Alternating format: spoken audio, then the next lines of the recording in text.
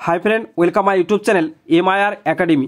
तुम्हारे जाদের target primary TET 2025 তোমাদের জন্য এই ক্লাসগুলো খুব গুরুত্বপূর্ণ। আজকের ক্লাসটি বিশেষ স্পেশাল করে তোমাদের জন্য তৈরি করেছি। তো এই ক্লাসটি আজকে তোমরা অবশ্যই শেষ পর্যন্ত দেখার চেষ্টা করো এবং কমেন্টে জানাও ক্লাসটি কি রকম হয়েছে। কেন কি আজকের ক্লাসটি খুব স্পেশাল করে বানিয়েছি, তোমাদের অধ্যায় ভিত্তিক ক্লাস করেছি বেঙ্গলি গ্রামার থেকে ধ্বনি ও বর্ণ পরিচয়ের। ঠিক আছে, তো অবশ্যই কমেন্টে জানাও এই টাইপের কি ক্লাস তোমাদের চাই।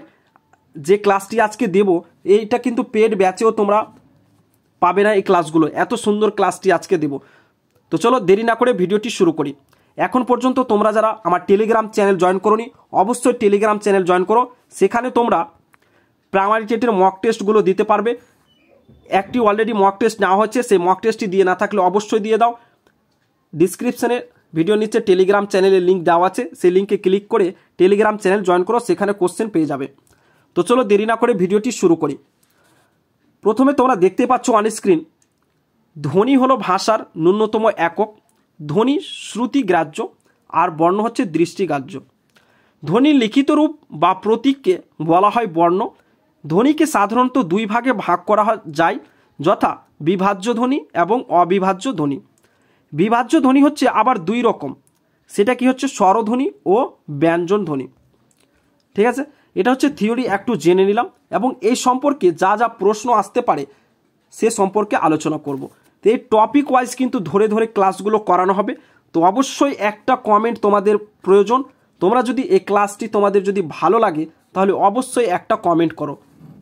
এটা আমি ডেমো ক্লাস হিসাবে দিয়েছি, তো কমেন্ট অবশ্যই জানাও যে এই ক্লাস এইরকম ক্লাস তোমাদের প্রয়োজন। দেখো প্রথমে প্রশ্ন, ভাষার ক্ষুদ্রতম একক হলো কোনটি? একটু আগেই পড়লাম আমরা, ধ্বনি নাকি বর্ণ নাকি শব্দ না বাক্য। তো এক্ষেত্রে তোমরা জানোই ভাষার ক্ষুদ্রতম একক হচ্ছে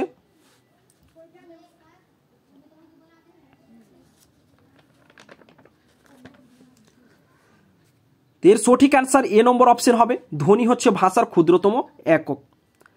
নেক্সট প্রশ্ন, ধ্বনির স্বরূপ বিশ্লেষণ করে ধ্বনিকে সাধারণত ভাগ করা হয় 2 ভাগে, 3 ভাগে, 4 ভাগে, 5 ভাগে।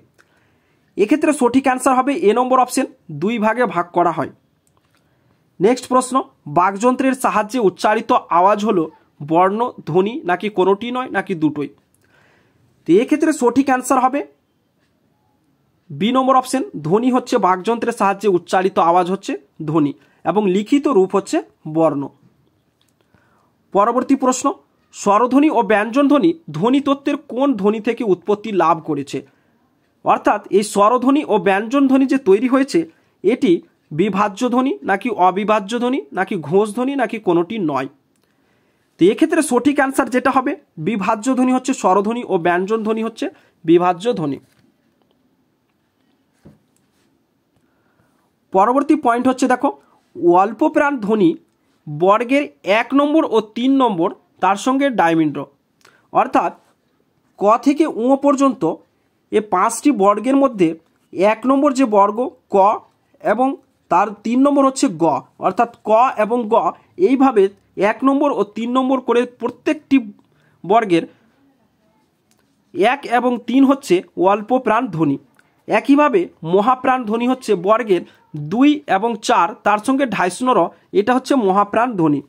একইভাবে স্বঘোষ বা ঘোষ ধ্বনি হচ্ছে বর্গের 3, 4, 5 তার সঙ্গে ডায়মন্ড এবং ঢাইশনর, এটা হচ্ছে স্বঘোষ বা ঘোষ ধ্বনি।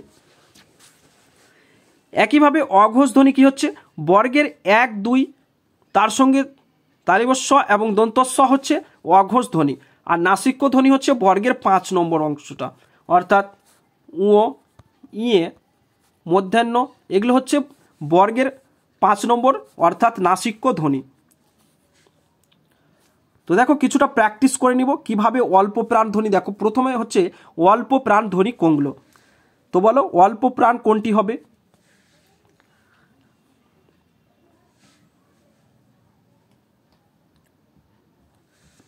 দেখো অল্প প্রাণ হচ্ছে বর্গের 1 এবং 3।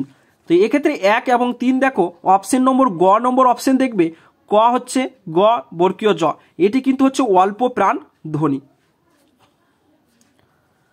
পরবর্তী প্রশ্ন দেখো, ফ একটি স্পর্শ ব্যঞ্জন এবং এটি মহাপ্রাণ, অল্পপ্রাণ, ঘোষ নাকি কোনোটি নয়? ফ হচ্ছে বর্গের 2 নম্বরে থাকে, তাহলে এটি 2 নম্বরে থাকলে কি বললাম বলো? তো এটি হয়ে যাবে সঠিক অ্যান্সার এ নম্বর অপশন, ক নম্বর মহাপ্রাণ হয়ে যাবে সঠিক অ্যান্সার। পরবর্তী প্রশ্ন, গ একটি অল্প প্রাণ এবং ঘোষ বর্ণ, অল্প প্রাণ এবং অঘোষ বর্ণ, মহাপ্রাণ এবং অঘোষ বর্ণ, মহাপ্রাণ এবং ঘোষ বর্ণ। তো 1 নম্বর এবং 3 নম্বর এটা কিন্তু কি বলেছি তোমাদের, যে অল্প প্রাণ। 1 নম্বর এবং 3 নম্বর হচ্ছে অল্প প্রাণ, অর্থাৎ মহাপ্রাণ এই অপশনটি হবে না, এই দুটো অপশন বাদ, অর্থাৎ অল্প প্রাণ হয়ে গেল। ক এবং খ এর মধ্যে হবে, তার সঙ্গে ঘোষ বর্ণ এবং অঘোষ বর্ণ। ঘোষ বর্ণ হচ্ছে 3, 4, 5 বর্গে 3 এবং 4, 5 নম্বর, অর্থাৎ গ হচ্ছে একটি 3 নম্বরের অংশ। তো এক্ষেত্রে সঠিক অ্যান্সার হবে এ নম্বর অপশন, গ হচ্ছে একটি অল্প প্রাণ এবং ঘোষ বর্ণ। নেক্সট পয়েন্ট দেখো, স্বরধ্বনির লিখিত রূপ হলো স্বরবর্ণ, আর বাংলা বর্ণমালায় স্বরবর্ণের সংখ্যা হচ্ছে 11টি, তবে মৌলিক স্বরধ্বনি হচ্ছে 7টি, অ, আ, হস্যই, হস্যাও, এ, অ এবং এ।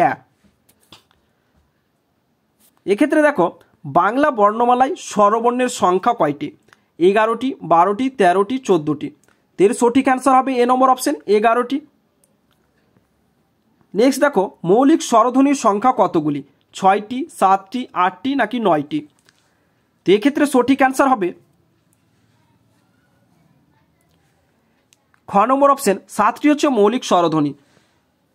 তো আজকে এখানে ক্লাসটি শেষ করলাম। এইরকম যদি ক্লাস তোমরা যদি চাও তাহলে অবশ্যই কমেন্টে জানাও যে ক্লাসটি কেমন হয়েছে।